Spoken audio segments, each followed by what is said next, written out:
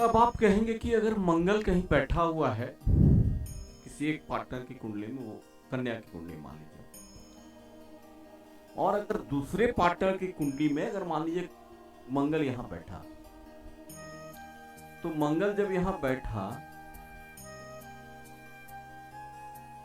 कहां, मंगल यहां बैठा है एक घर में,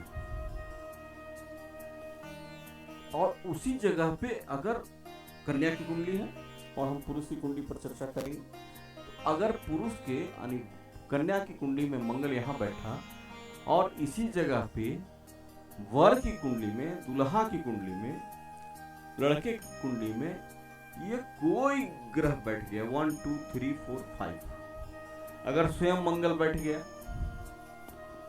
तो इस मंगल के दोष को समाप्त कर देगा। अगर गुरु बैठ गया तो भी इस मंगल के दोष को समाप्त कर देगा। अगर शनि बैठ गया तो दोनों फाइटिंग करने वाले ग्रह हैं, ये भी मंगल के दोष को समाप्त कर देगा।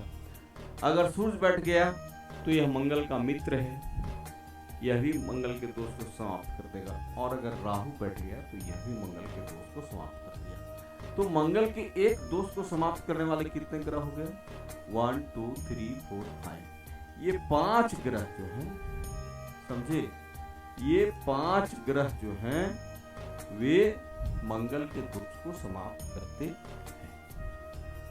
और वह कुंडली मांगलिक नहीं होती। रेयर एंड रेयर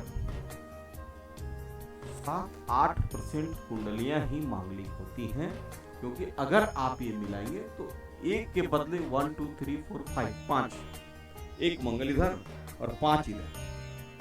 तो ऐसा है कि किसी भी पेयर की जोड़ी में यानी दूल्हे की जोड़ी में या दूसरे कुंडली में ये एक मिल ही जाएंगे।